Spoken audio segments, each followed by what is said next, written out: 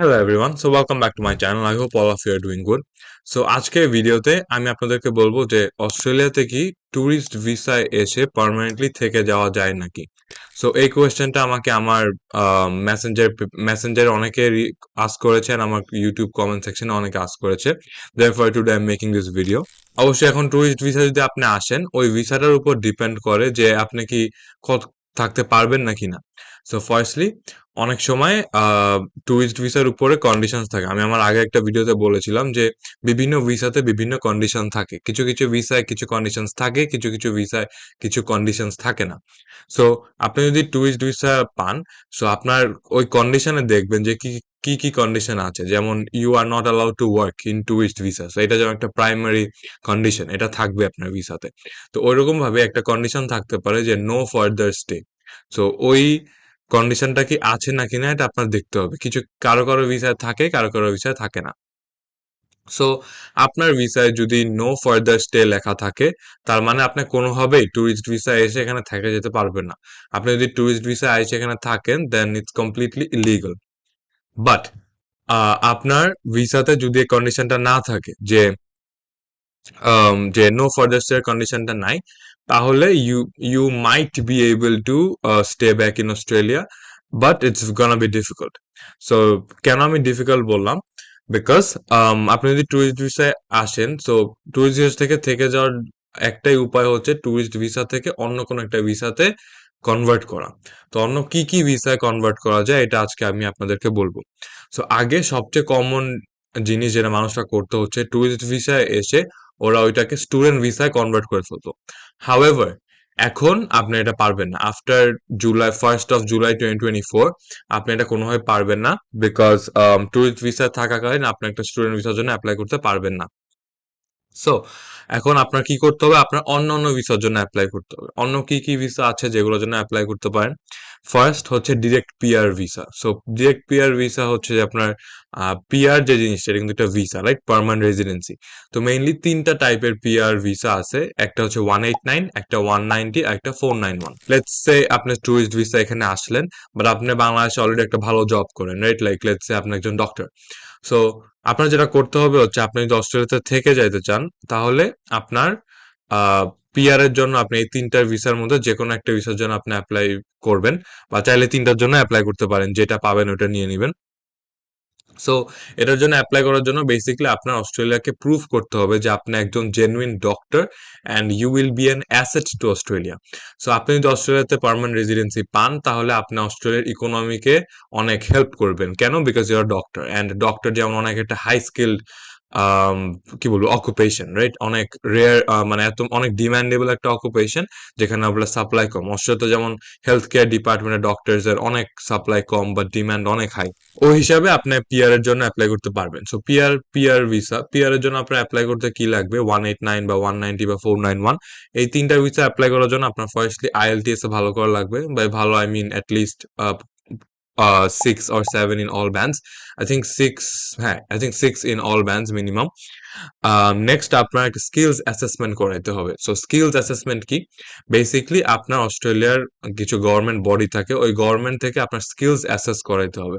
মানে this will be a proof যে আপনি অ্যাকচুয়ালি একজন ডক্টর। সো আপনি যারা করবেন হচ্ছে, আসলে কিছু স্কিলস অ্যাসেসমেন্ট গভর্নিং বডি থাকে। যেমন আমরা যেমন ডক্টরের স্কিল অ্যাসেসমেন্ট কে কোন কোম্পানি বা কোন কর্পোরেশন করে এক্স্যাক্টলি মনে নেই। যেমন আপনি যদি একজন ইঞ্জিনিয়ার হন, তাহলে যেমন আপনি ইঞ্জিনিয়ার অস্ট্রেলিয়ার কাছে যাইতে হবে একটা স্কিলস অ্যাসেসমেন্ট করাইতে। সো সেরকম ভাবে আপনি যদি একজন ডক্টর হন, আপনি একজন ডক্টরের স্কিলস অ্যাসেসমেন্ট নিবেন গভর্নমেন্ট থেকে। স্কিলস অ্যাসেসমেন্ট নেওয়ার জন্য আপনার বেসিক্যালি আপনার কোয়ালিফিকেশনস এর পেপারস ওদেরকে দিতে হবে, যে আপনি কোথা থেকে কি কি পড়াশোনা করছেন, এন্ড দেন আপনার যে এক্সপিরিয়েন্স, যে আপনি ধরেন এত বছর ধরে ডক্টর হিসাবে কাজ করতেছেন, আপনি আম, এই হসপিটালের জন্য কাজ করছেন বা এই কোম্পানির জন্য কাজ করতেছেন, ওগুলো সব ওদেরকে প্রুফ দেখাইতে হবে। সো ওরা ওই প্রুফ, আপনার কোয়ালিফিকেশন অ্যান্ড ওয়ার্ক এক্সপিরিয়েন্স সবগুলা দেখে ওরা আপনাকে একটা স্কিলস অ্যাসেসমেন্ট এর একটা পজিটিভ বা নেগেটিভ রেজাল্ট দিবে। সো পজিটিভ রেজাল্ট মানে যে হ্যাঁ, আপনি যেটা বলতেছেন আপনি অ্যাকচুয়ালি ওইটা, যে আপনি একজন ধরেন লেটস সে হার্ট ডক্টর, আপনি বলতেছেন যে আমি একজন হার্ট ডক্টর।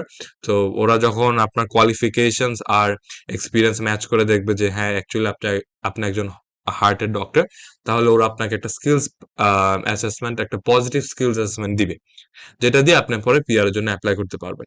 হাউএভার ওদের যদি কোনো ডাউট থাকে যে না আপনি অ্যাকচুয়ালি ডক্টর না, বা ধরেন আপনার স্কিলস গুলি এই দেশে আপনি ইউজ করতে পারবেন না বিকজ ডিফারেন্ট দেশের রিকোয়ারমেন্টস ডিফারেন্ট, তাহলে ওরা আপনাকে নেগেটিভ স্কিলস অ্যাসেসমেন্ট দিবে অ্যান্ড ওটাতে আপনি পিআর এর জন্য অ্যাপ্লাই করতে পারবেন না আনফরচুনেটলি। সো আপনার বেসিক্যালি আইএলটিএস এ মোটামুটি ভালো করা লাগবে 6 in all bands, and at the same time আপনার একটা ডক্টর হিসেবে স্কিলস অ্যাসেসমেন্ট, ডক্টর বা আপনি যে অকুপেশনে আপনি ইঞ্জিনিয়ার হন বা আইটি টেকনিশিয়ান হন, বা ব্যাংকার হন, ফাইন্যান্সের কিছু হন, বা মার্কেটিং স্পেশালিস্ট হন, যাই হন না কেন, ওটার জন্য আপনার ফার্স্ট আইএলটিএস দিতে হবে, IELTS A 6 in all bands পাইতে হবে। নেক্সট আপনার স্কিলস অ্যাসেসমেন্ট পাইতে হবে, আপনি যে ফিল্ডে কাজ করতে চাইতেছেন বা করেন, বা যে ফিল্ড থেকে আপনি পিআর নিতে চাইতেছেন, ওই ফিল্ড থেকে আপনার একটা স্কিলস অ্যাসেসমেন্ট লাগবে। এটার জন্য আরেকটা জিনিস আমি বলি, যে আমি আগেও বলেছি আমার ভিডিওতে, যে অস্ট্রেলিয়াতে পিআর পাওয়ার জন্য সবচেয়ে বেশি ইম্পর্টেন্ট জিনিস হচ্ছে যে ওদের যে স্কিলস অকুপেশন লিস্ট, ওই অকুপেশন লিস্টে বা high demandable skills occupation list, ওই লিস্টে আপনার অকুপেশন থাকতে হবে। তো আমি যেমন ডক্টর বললাম, তো ডক্টর যেমন ওই লিস্টে ডেফিনেটলি আছে, হেলথ কেয়ার সবকিছু ওই লিস্টে আছে, ডক্টর, নার্স, যেটাই বলেন না কেন। সো আপনার অকুপেশন বা আপনার বাংলাদেশের যেটাতে কাজ করতেছেন ওটা যদি ওই লিস্টে থাকে, তাহলে there is a very good chance যে আপনি স্কিলস অ্যাসেসমেন্ট পজিটিভ পাবেন, অ্যান্ড আপনার আইএলটিএস যদি ঠিক থাকে, and if you are under the age of 45, এটা হচ্ছে লাস্ট রিকোয়ারমেন্ট, আপনি 45 এর উপরে হলে এটা পারবেন না। সো এই তিনটা জিনিস যদি আপনি করতে পারেন, IELTS a good score, positive skills assessment, and you are under the age 45, তাহলে আপনি যে কোনো তিনটা পিআর ভিসার জন্য অ্যাপ্লাই করতে পারবেন। But of course as I said, যেটা একটা ডিফিকাল্ট কেন, বিকজ এটার জন্য আপনার হাইলি স্কিল্ড একজন মানুষ হইতে হবে, যে ওদের অকুপেশন লিস্টের একটা ভালো অকুপেশনে কাজ করতেছেন বা পড়াশোনা করছেন, রাইট? নেক্সট হচ্ছে ইনভেস্টমেন্ট ভিসা। সো ইনভেস্টমেন্ট ভিসাতে আপনার যেটা করতে হবে হচ্ছে, আপনার বাংলাদেশ থেকে একটা হিউজ অ্যামাউন্ট অফ টাকা এখানে আনতে হবে, এখানে আইনে কোথাও একটা ইনভেস্ট করতে হবে। সো লেটস আপনি একটা পেট্রোল পাম্প কিনলেন, বা আপনি একটা দোকান কিনলেন, কোনো একটা বিজনেস সেট আপ করলেন। সো আপনি যদি টাকার অ্যামাউন্ট জিজ্ঞেস করছেন, টাকার অ্যামাউন্ট মানে ইনভেস্টমেন্ট ভিসার আন্ডারে অনেক ডিফারেন্ট ডিফারেন্ট ভিসাস আছে, রাইট? তো এক একটা টাকার উপর ডিপেন্ড করে। সো আপনি ধরেন লেটস আপনি $5 লাখ, $5 লাখ একটা জায়গায় ইনভেস্ট করলেন, তাহলে আপনি একটা ইনভেস্টমেন্ট ভিসা পাবেন।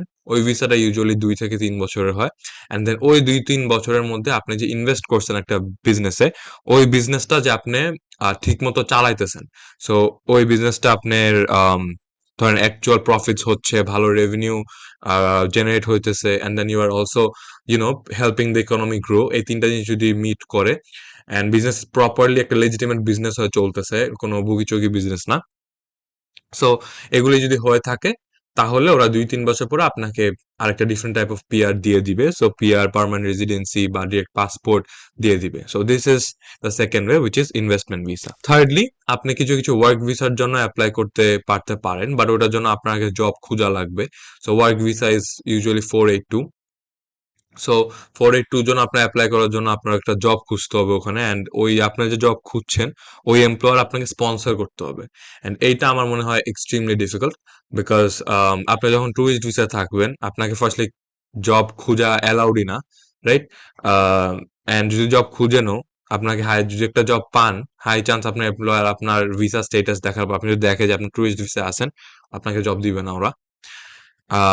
এটা গেল second, and thirdly, tourist visa আপনাকে কেউ স্পন্সর করবে না, রাইট? ফর ওয়ার্ক ভিসা, তো আপনার যদি ওয়ার্ক ভিসার জন্য অ্যাপ্লাই করতে হয়, ইটস গুড যে আপনি বাংলাদেশে ফেরত গিয়ে ওখান থেকে অ্যাপ্লাই করেন, বিকজ ট্যুরিস্ট ভিসা থেকে ওয়ার্ক ভিসা কনভার্ট করা is pretty difficult. I think that's the most difficult.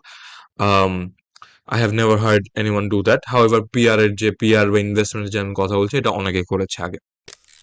And the fourth option is asylum sick করা।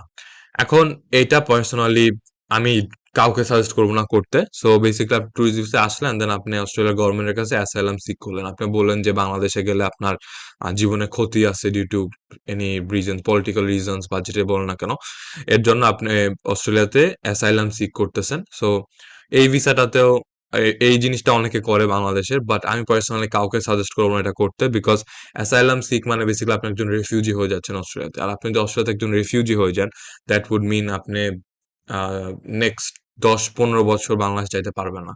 কারণ আপনি যদি এখন বলেন যে আমি বাংলাদেশ আসতে চাই না, অফকোর্স, বাট কোন একটা রিজন আপনার আসতে হইতেই পারে। এখন লেটস সে আপনি অস্ট্রেলিয়া আসছেন অ্যান্ড আল্লাহ না করুক আপনার আব্বু বা আম্মু কেউ একজন অসুস্থ হয়ে মারা গেলেন। তাহলে আপনি কি চাবেন না বাংলাদেশে আসতে? সো এরকম ভ্যারিয়াস রিজনস এর জন্য আমি পার্সোনালি অ্যাসাইলাম সিক করা সাজেস্ট করব না। অ্যান্ড দেন অ্যাসাইলাম সিক করলে আবার অনেক সময় আমরা পাসপোর্টও নিয়ে যাই। আপনার যে বাংলাদেশি পাসপোর্ট, ওই পাসপোর্ট ওরা নিয়ে যাবে। বাট আপনাকে সাথে, সাথে কোনো পার্মানেন্ট রেসিডেন্সি বা পাসপোর্ট কিন্তু সাথে, সাথে দিবে না। আপনাকে অ্যাসাইলামের যে ভিসা, ওই ভিসা আপনাকে ১০-১৫ বছর থাকতে হবে। সো ১০-১৫ বছর থাকার পরে যদি আপনাকে পিআর দিতে পারে, আবার ওরা আপনার পিছে ইনভেস্টিগেট করবে যে অ্যাকচুয়ালি কি আপনার বাংলাদেশে ক্ষতি আছে নাকি, আপনি এসব বলতেছেন এগুলো কি ট্রু নাকি। ওরা যদি বের করে যে না এগুলি অ্যাকচুয়ালি ট্রু না, তাহলে there is a high chance ওরা আপনাকে বাংলাদেশে ফেরত পাঠায় দিবে। অ্যান্ড যদি ওরা করে দেখে বা আপনার কথা বিলিভ করে যে হ্যাঁ বাংলাদেশে আপনার জীবনে ক্ষতি আছে, তাহলে ওরা আপনাকে অ্যাসাইলামের ভিসাটা দিবে। হাউএভার অ্যাজ আই সেড ১০-১৫ বছর আপনার ওই অ্যাসাইলামের ভিসা থাকতে হবে, যেটার কারণে আপনার লাইফে অনেক প্যারা হবে। অ্যান্ড অ্যাজ আ রেফিউজি আপনি অনেক অনেক জায়গায় জব করতেও পারবেন না, বিকজ রেফিউজি হিসাবে আপনার অনেক রাইটস পাবেন না, রাইট? মানে আমরা যারা ইন্টারন্যাশনাল স্টুডেন্ট বা যারা পার্মানেন্ট রেসিডেন্সি বা ওয়ার্ক ভিসা আছে, তারা অনেক বেশি রাইটস অ্যান্ড ফ্রিডম পায়, যেমন ব্যাংক অ্যাকাউন্ট খোলা, এখানে ওখানে ট্রাভেল করা। সো আপনি যদি অ্যাসাইলাম ভিসায় থাকেন, there is a high chance যে আপনার এইসব অনেক প্রবলেম হবে। সো এই তো this were the 4 main ways. So unfortunately এখন আপনি স্টুডেন্ট ভিসা চাইতে পারবেন না। ট্যুরিস্ট ভিসায় থাকা অবস্থা আপনি আর স্টুডেন্ট ভিসার জন্য অ্যাপ্লাই করতে পারবেন না। আপনার যদি স্টুডেন্ট ভিসার জন্য অ্যাপ্লাই করতে হয়, আপনার বাংলাদেশে ব্যাক যেতে হবে অ্যান্ড দেন ওখানে গিয়ে আবার স্টুডেন্ট ভিসার জন্য দাঁড়াতে হবে। সো এই তো this was for today's video. আপনার যদি ভিডিও পছন্দ হয়ে থাকে then please do leave a like and subscribe to my channel. Thank you so much.